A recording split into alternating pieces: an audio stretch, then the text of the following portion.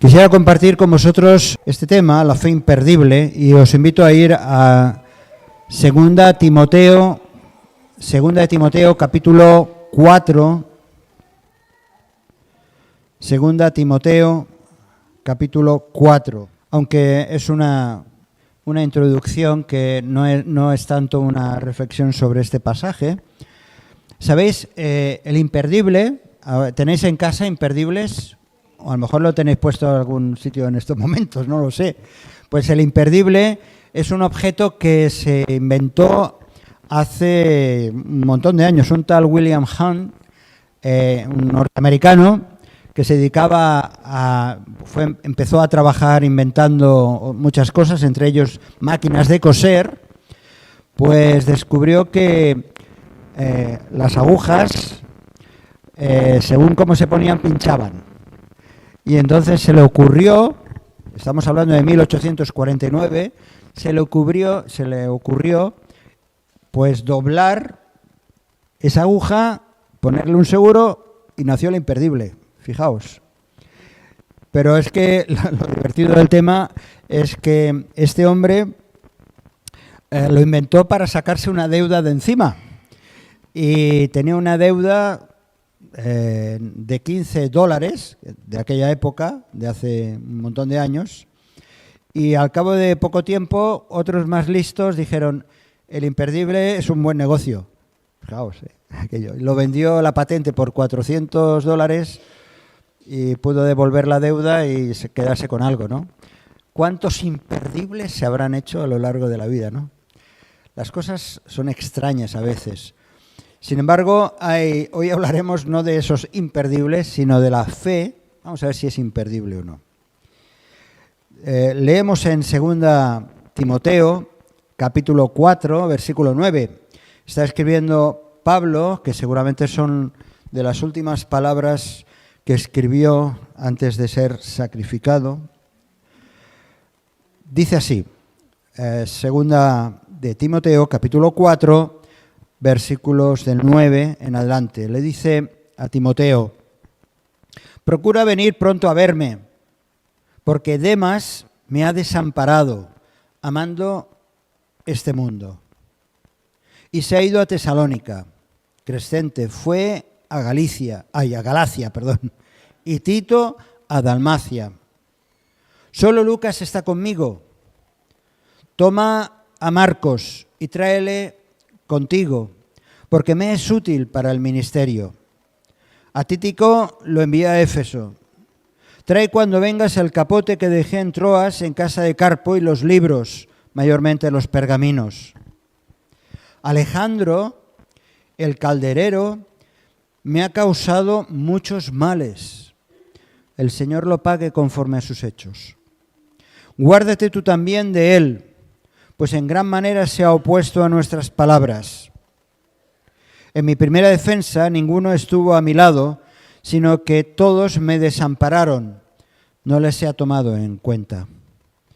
Pero el Señor estuvo a mi lado y me dio fuerzas para que por mí fuese cumplida la predicación y que todos los gentiles, los no judíos, oyesen. Así fui librado de la boca del león. Y el Señor me librará de toda obra mala y me preservará para su reino celestial. A Él sea gloria por los siglos de los siglos. Amén. Una experiencia personal de Pablo. Y menciona varias personas, algunos de ellos fieles, algunos la han abandonado, algunos han dejado la fe, otros le han causado daño. ¿Puede un cristiano perder la fe? ¿Puede un cristiano, un creyente, perder la fe? La fe en Cristo, la fe que es algo intangible, que no la puedes tocar, ¿la puede perder? ¿Puede perder la fe esa fe que un día creció o nació y fue creciendo? ¿La puede perder un cristiano? ¿La fe es perdible o es imperdible? Vamos a ver. Yo quiero hablar de la fe imperdible. De la fe imperdible, y vamos a desmenuzar algunos aspectos. A la vista real de la cantidad de personas que hemos conocido a lo largo de los años, algunos de nosotros somos bien veteranos, hemos conocido personas que han abandonado la fe, ¿verdad? Algunos conocemos, que parece que han abandonado la fe, o por lo menos han dejado de congregarse, o han renunciado a relacionarse con otros cristianos, con otros creyentes, o simplemente han sido seducidos por este mundo y por muchas conductas pecaminosas. Y podríamos decir, en un sentido, que la fe puede perderse. Quizá tú mismo o tú misma, yo no sé, ahora estás en un punto que ni fu ni fa, que la fe, dices, bueno, no sé, no lo tienes claro. Y que te daría lo mismo dejar de congregarte o de asistir a alguna comunidad o estar involucrado en la vida de la iglesia. Que incluso no te atreves a verbalizarlo y que la fe está perdiendo ese valor que tenía en un principio. Vamos a ver, cada uno de nosotros, dónde está. El propio Señor Jesús le dijo a Pedro: he rogado por ti que tu fe no falte, y tú, una vez vuelto, confirma a tus hermanos, lo cual indica que Jesús, al orar por Pedro, podía pensar o sabía que Pedro podría abandonar la fe que estaba poniendo en el Maestro. Por eso dice: he rogado por ti que tu fe no falte. O sea, hay la posibilidad, Jesús mismo está dando pistas de que la fe puede ser algo que puede faltar. En otro pasaje, el propio Señor Jesús también dice, sí, dijeron los apóstoles al Señor: aumentanos la fe. Y el Señor Jesús dijo: si tuvierais fe como un grano de mostaza, podríais decir a este sicómoro, a esta higuera, desarraígate y plántate en el mar, y os obedecería. O sea que los propios discípulos estaban diciendo, lo estaban pidiéndole al Señor que aumentase la fe, ¿verdad?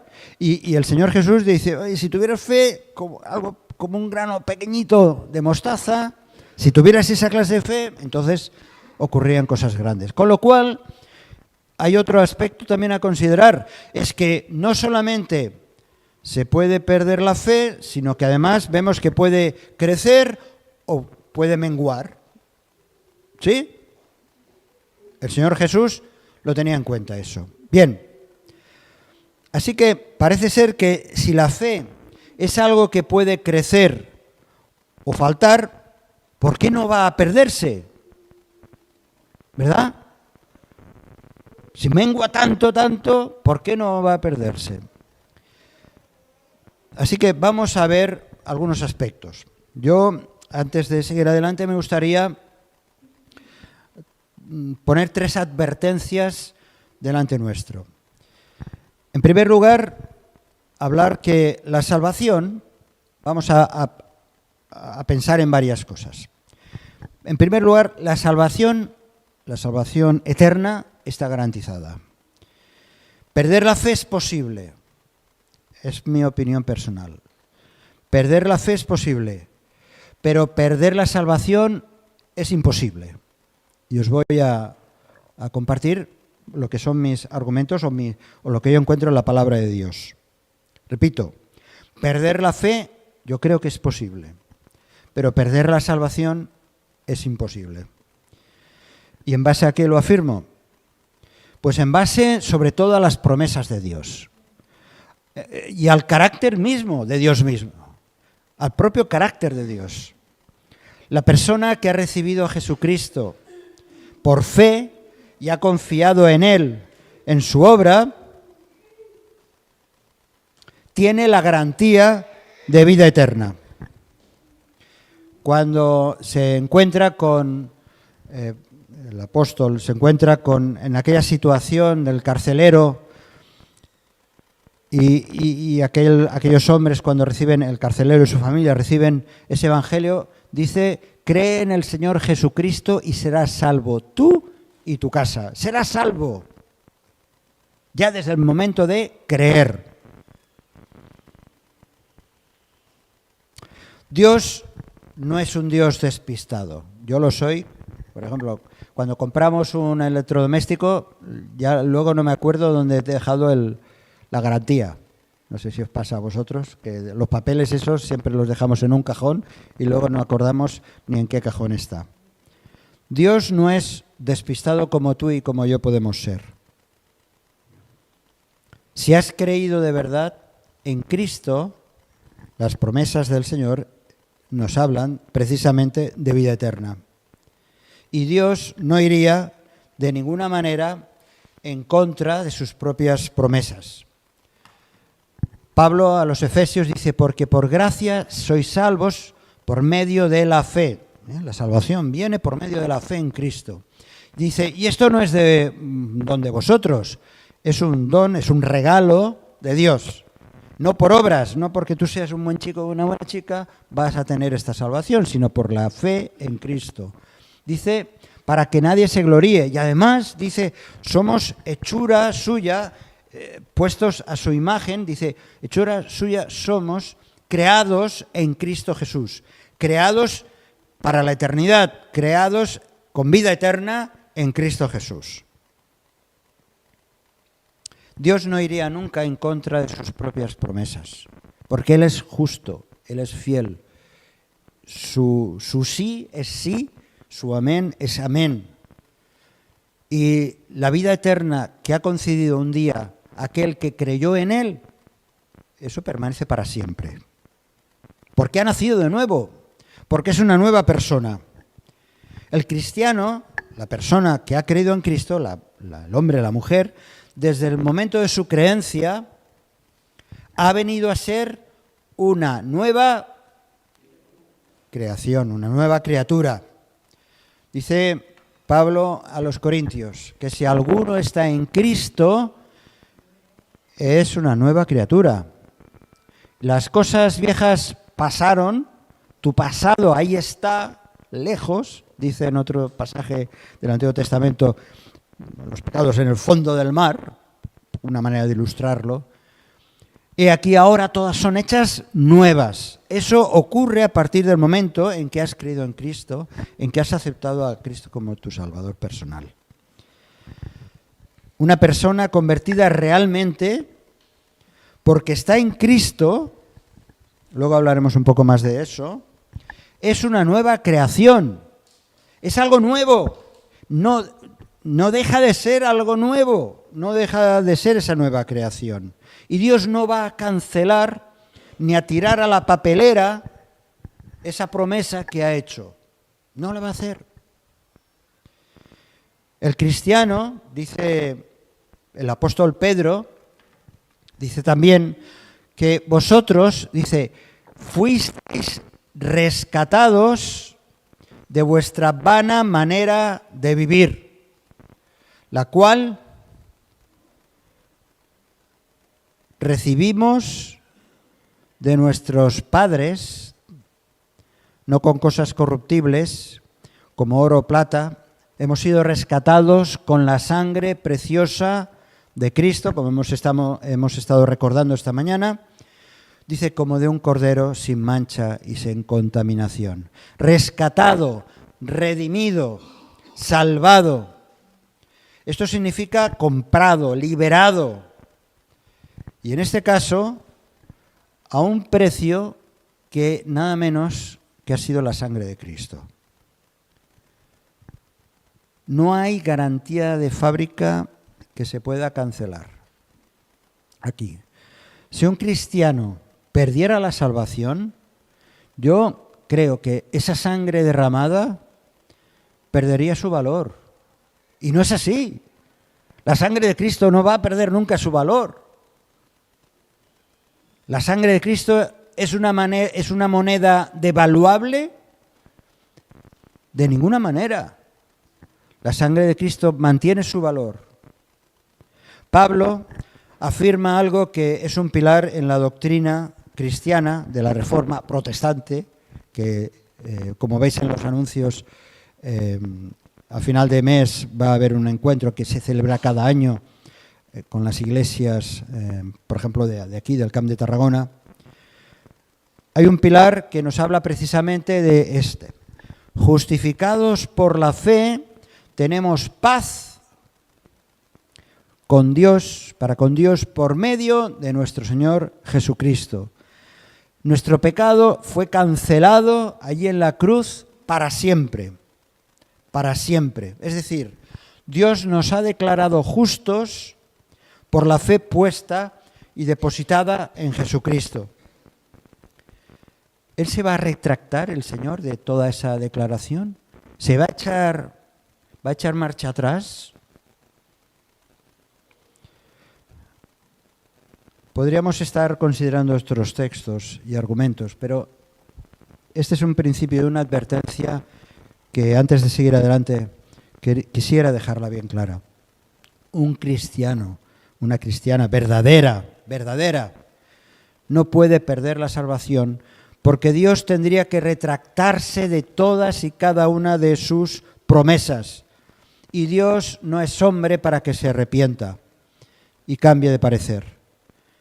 Nada puede separar a un hijo, a una hija de Dios, nadie puede separarlo del amor de Dios. Dice Romanos capítulo 8, dice Pablo, de lo cual estoy seguro, de que ni la muerte, ni la vida, ni ángeles, ni principados, ni potestades, ni lo presente, ni lo porvenir, ni lo alto, ni lo profundo, ni ninguna otra cosa creada, ni siquiera tú mismo, nos podrás separar del amor de Dios. Por mucho que yo quiera que Dios no me ame, Dios me ama. Y ese amor está en Cristo Jesús, Señor nuestro. Nada ni nadie nos puede separar de nosotros mismos del amor. Y dice otro pasaje el Señor Jesús hablando, ese pasaje tan precioso del Evangelio de Juan, capítulo 10, hablando de las ovejas. Dice, mis ovejas oyen mi voz y yo las conozco y me siguen y yo les doy vida eterna y no perecerán jamás y nadie las arrebatará de mi mano. Dice más adelante, y nadie las arrebatará de la mano de mi Padre. Estamos en las manos de Dios. Así que aquel que realmente ha creído en Cristo, aquel que se ha entregado a Él, la salvación está asegurada. Pero por otro lado, ahora me voy al otro extremo. Por otro lado hay una palabra un poco complicada, la apostasía. Esta es una palabra, la apostasía, que no la usamos normalmente en ni la leemos en los periódicos, ni la usamos en nuestras conversaciones. Sin embargo, la palabra apostasía es una palabra que nos puede parecer fuerte, pero aparece muy pocas veces en la Escritura, muy pocas veces. Apóstata es aquel que decide abandonar una creencia, ya sea religiosa, ya sea política, ya sea filosófica o de creencia de cualquier tipo. Apóstata es una palabra que significa dejar de lado o abandonar. No solamente queda en un ámbito religioso, sino en cualquier otro ámbito. Por ejemplo, los que propugnan una independencia, por ejemplo, cuando llegamos a México, era el día de la independencia de México, se independizaron en el año 1800 y pico de España. En un sentido, ellos apostataron del Estado o del Reino de España, ¿no? Rechazaron, abandonaron, es un ejemplo. La Biblia utiliza muy poco esta palabra y solo el apóstol Pablo la utiliza en 2 cartas advirtiendo de lo mismo. Dice en 1 Timoteo, capítulo 4, versículo 1, dice que el Espíritu dice claramente que en los posteriores tiempos apostatarán de la fe, escuchando a espíritus engañadores y a doctrinas de demonios. Y en otro pasaje, en 2 Tesalonicenses, dice: nadie os engañe en ninguna manera, porque no vendrá Jesucristo sin que antes venga la apostasía y se manifieste el hombre de pecado, el hijo de perdición. El apóstata. Vuelvo a repetir, una palabra un poco extraña. El apóstata, desde el punto de vista cristiano, es una amenaza, digámoslo claramente, el apóstata es una amenaza permanente contra el cuerpo de Cristo. ¿Por qué? Porque tiene una actitud activa en contra de la fe. El apóstata tiene una actitud activa en contra de la fe y pone en evidencia, aquel que es apóstata, aquel que rechaza, pone en evidencia que realmente no ha nacido de nuevo. Que no ha nacido de nuevo. Que no tiene para nada el Espíritu Santo en su vida. La descripción del apóstata quizá podría quedar muy clara en ese pasaje de 1 de Juan, capítulo 2, versículo 19. Dice, está hablando Juan: salieron de nosotros, es decir, que se estaban congregando, reuniendo con otros creyentes, con otros cristianos, salieron de nosotros, pero no eran de nosotros. Parecía, pero no eran. Porque si hubiesen sido de nosotros, habrían permanecido con nosotros, pero salieron para que se manifestase que no todos son de nosotros. En otro pasaje, Jesús habla del trigo y la cizaña, ¿verdad? Es otra historia, no vamos a entrar en tantos detalles. Creo que esta aportación bíblica trae tranquilidad,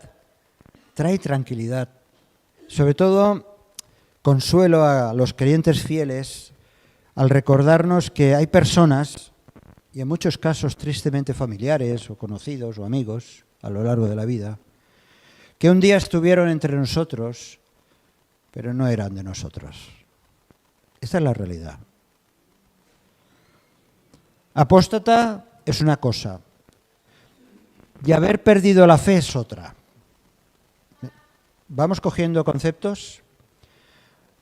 Apóstata es una cosa, es aquel que realmente no ha conocido al Señor, lo rechaza, puede haber estado un tiempo con nosotros, haberse aprendido las canciones, incluso haber usado el púlpito, pero no era de nosotros. Y más tarde o más temprano se manifiesta el hijo de perdición.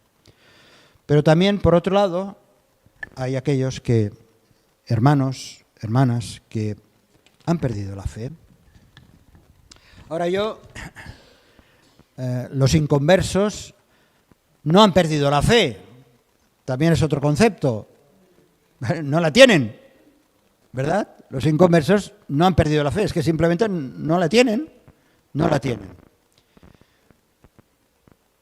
Muchos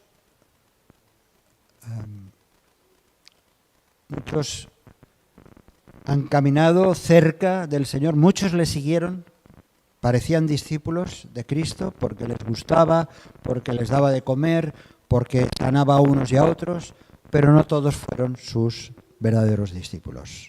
¿Estáis de acuerdo? Ahora, yo quiero aquí traer palabras de consuelo. Si eres una persona que simpatizas con el mensaje del Evangelio o con algunos de los presentes que se declaran cristianos o evangélicos o protestantes, yo espero que estas consideraciones que he hecho hasta ahora no os asuste, sino todo lo contrario. La fe o la creencia en la persona, en la obra, en las enseñanzas de Jesucristo es lo más hermoso, lo más transformador que le puede ocurrir a una persona. Creer en Cristo es lo fantástico, lo de verdad, porque transforma tu vida y le da un propósito y un sentido, además de obtener la vida eterna, por supuesto. Es como un tesoro. Señor Jesús, cuando hablaba del reino de los cielos, usaba ilustraciones, parábolas, maneras más fáciles de compartir las enseñanzas del reino.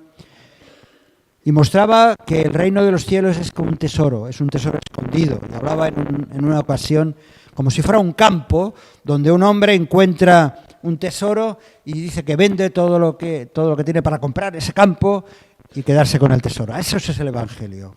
Cuando descubres el Evangelio, de verdad, cuando crees en Cristo, dices, esto es lo mejor que me ha pasado en la vida.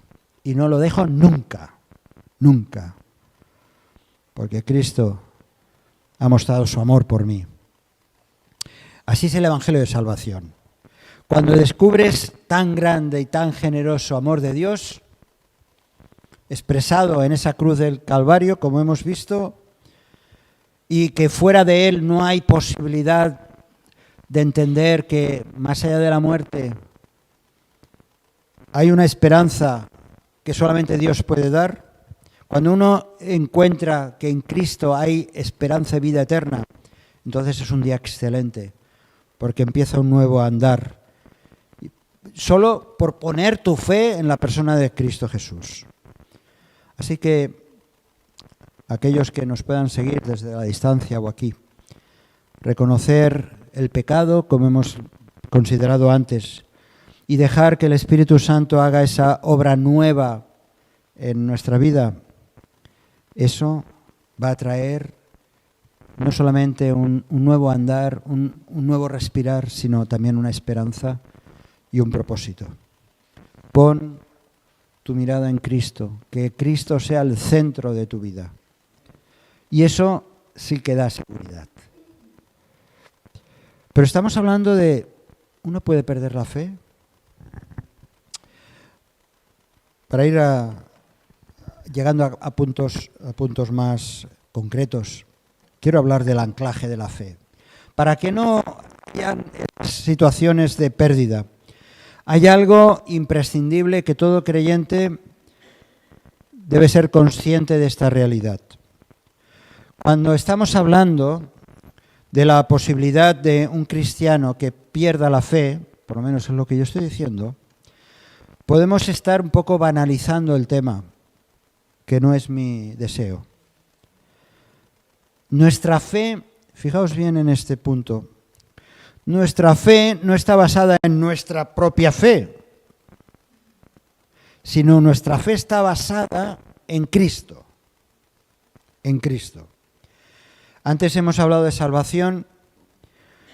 La salvación tiene su origen en el amor de Dios Padre, en el deseo eterno de salvar al hombre, de rescatarlo del juicio de perdición, y que si no fuera por ese amor sería imposible que el hombre fuera salvo.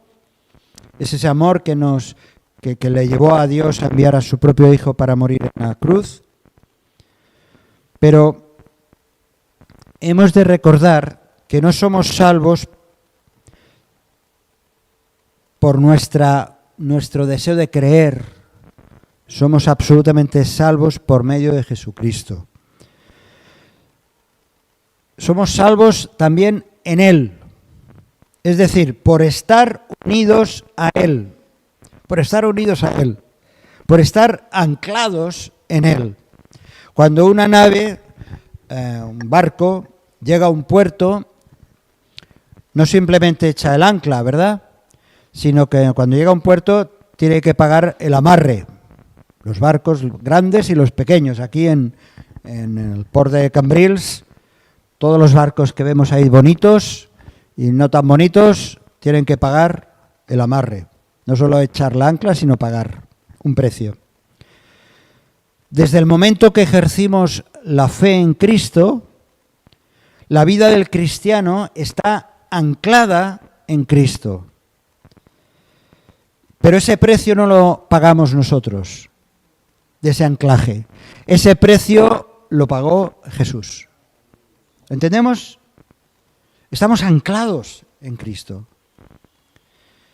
En el Nuevo Testamento hay un uso muy abundante de esta expresión. Lo vemos muchas veces. En Cristo. En esa íntima relación con Él, que es vital, que es espiritual, entre Cristo y su pueblo.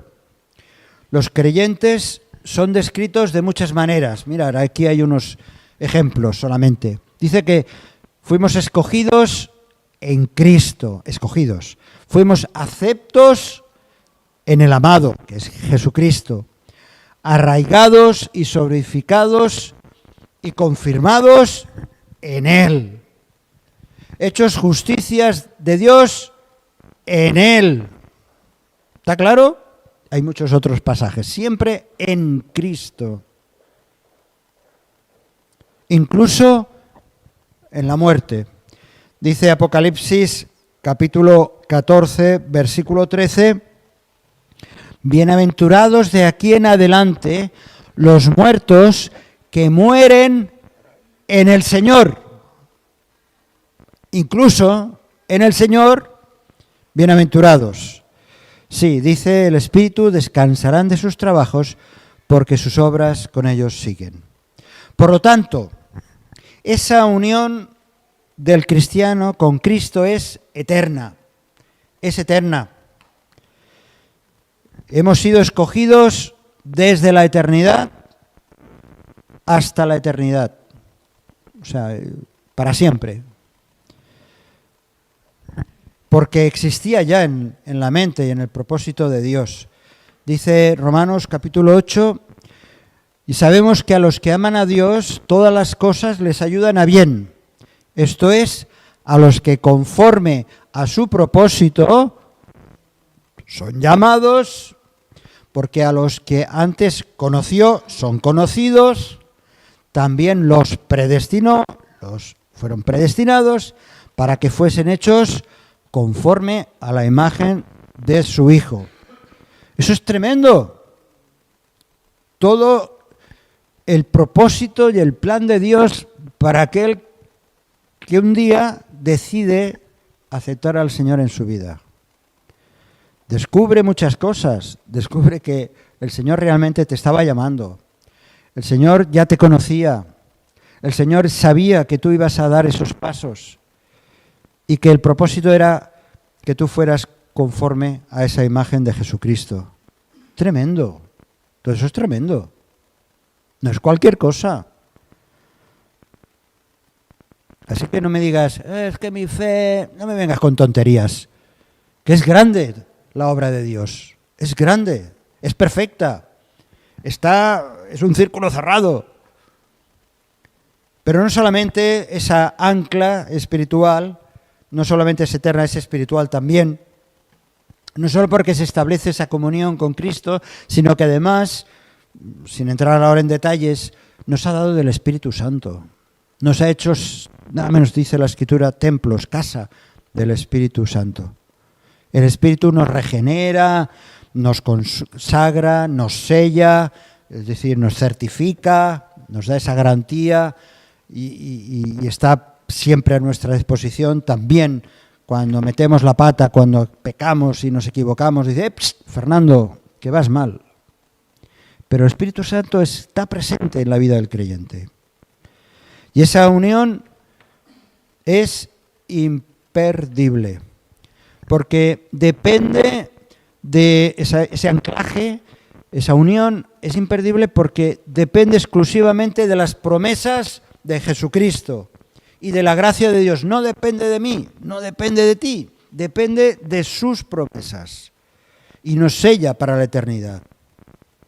Por lo tanto, hemos de reconocer que no podemos entender, es cierto, ni la grandeza ni la profundidad de Dios. Todo esto no hace más que tranquilizarnos. Tranquilizarnos porque Dios hace bien las cosas. Hay muchas consecuencias de esta unión con Cristo. Ahora no podemos entrar en todas ellas. Pero sí que podemos decir que todas estas seguridades nos dan fortaleza en nuestras debilidades. Cuando estamos sufriendo por cualquier historia de nuestra vida, problemas serios y algunos crónicos, pues estas promesas nos dan seguridad, nos dan confianza. Cuando las cosas van mal, cuando pensamos que estamos en un túnel perdido, hemos de echar mano de cada una de estas promesas. hay unos antídotos. Con esto voy acabando. Hay unos antídotos para no perder la fe. Yo antes he dicho que la fe se puede perder.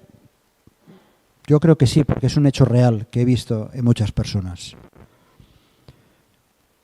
Ahora, ¿por qué entonces a uno le flojean las piernas de la fe? ¿Por qué a uno a veces se encoge ante la vida? ¿Por qué hay cristianos que se debilitan y descuidan su intimidad con Cristo? Pablo lo expresa de manera contundente a su hijo discípulo, Timoteo. Le dice en 1 Timoteo capítulo 6, versículo 12, le dice: pelea la buena batalla de la fe, echa mano de la vida eterna, de esa que tienes, echa mano de la vida eterna, a la cual asimismo fuiste llamado, habiendo hecho la buena profesión, es decir, la confesión, la defensa, delante de muchos testigos. Pelea. Parece ser que Pablo no está hablando de una pelea de batalla, de lucha, sino que se está refiriendo sobre todo a esas competiciones deportivas que ya en tiempos de los romanos estaban celebrándose.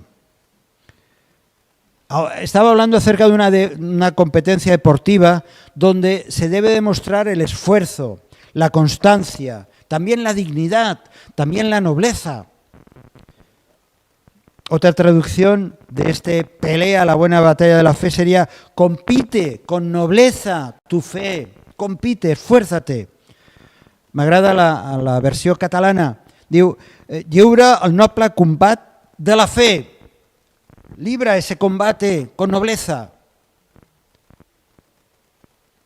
La segunda carta que le escribe a Timoteo parece ser, como decía antes, parece que fue la última que escribió antes de ser ejecutado meses después. Y Pablo ya era un hombre castigado, un hombre con tantos sufrimientos a causa del Evangelio, habiendo experimentado persecución, habiendo sido apedreado, experimentado la cárcel. Es consciente que sus días se acaban, que la obra que su amado Señor Jesucristo le encomendó personalmente llega a su fin.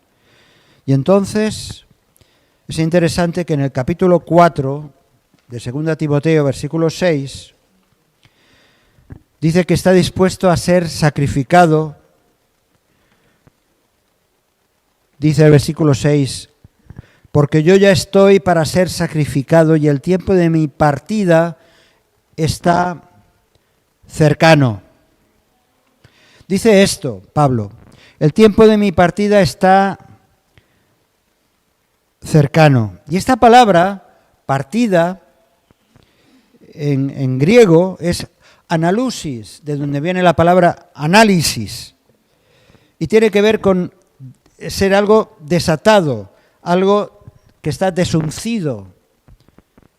Y ahora pensamos en todo lo que estaba diciendo antes. Si estamos anclados en Cristo, ahora Pablo dice, ahora ya llega el tiempo de ser desanclado, porque va a estar ya para siempre en la presencia del Señor. Va a dejar este puerto terrenal, para pasar la eternidad ya con su Maestro, con el Señor. Por eso en sus últimas palabras llega a esta conclusión: he peleado la buena batalla, he acabado la carrera, he guardado la fe.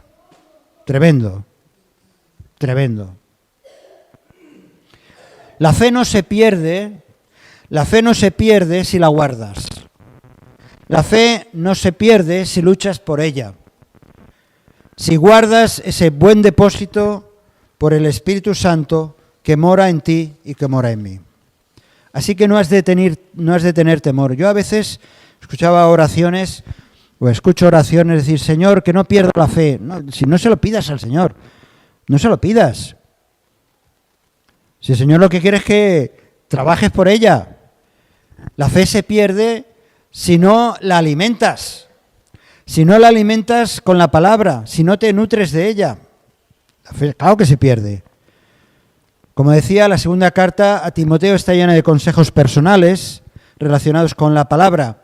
Dice, retén la forma de las sanas palabras que de mí oíste en la fe y amor que es en Cristo Jesús. Retén la forma de las sanas palabras, de la palabra del Señor.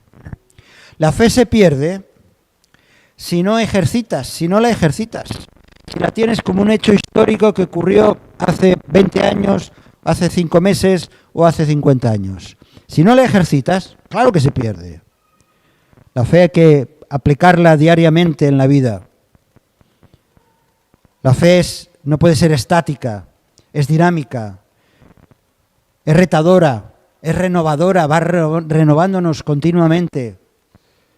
La fe es para tener bien en cuenta. La fe se pierde cuando nos alejamos de Dios. No dejémonos de tonterías y de segundas historias.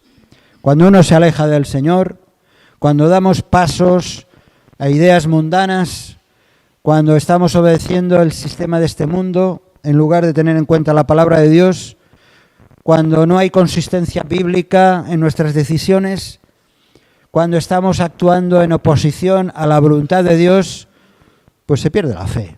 Claro que sí. Por eso, la conclusión para estos momentos. Hermanos, hermanas, queridos, todos, si eres un cristiano, puedes perder la fe si no usas los antídotos, si no te aplicas todas estas cosas a tu vida. Aquel que realmente está en Cristo no solo no la pierde, la fe no la pierde, porque es imperdible cuando realmente estamos creciendo en ella, cuando la estamos buscando y practicando en cada área de nuestra vida. Yo quisiera hacer una pregunta para acabar.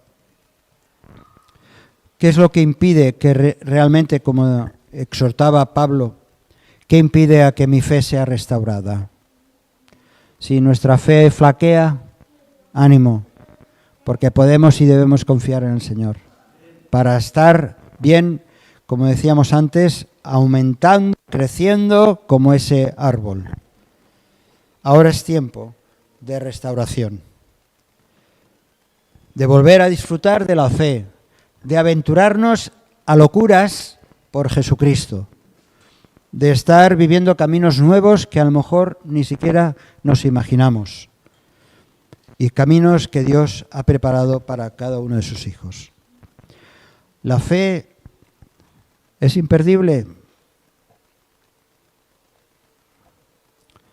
Pues puede ser, pero depende de ti y de mí, porque el Señor quiere, nos ha puesto todos los medios para que crezcamos, vivamos conforme a su voluntad. Que el Señor os ayude. Permíteme una oración, luego vamos a dejar pasar a los niños que tienen una sorpresa para nosotros. Señor, muchísimas gracias, porque tus promesas, cada una de ellas, son firmes, inamovibles, seguras, y podemos descansar en cada una de ellas, pero también, sobre todo, nuestra vida está anclada en Cristo. Queremos, Señor, que tú restaures, recuperes, alientes, crezcas esa fe en nosotros para servirte como tú te lo mereces y como tú deseas. Señor, muchísimas gracias. Gracias por tu palabra. Que tu Espíritu Santo vaya trabajando en nuestras vidas para encontrar realmente la manera de servirte mejor. Te lo pedimos todo, Señor, y te damos muchas gracias. En el nombre de Cristo Jesús. Amén y amén. Amén.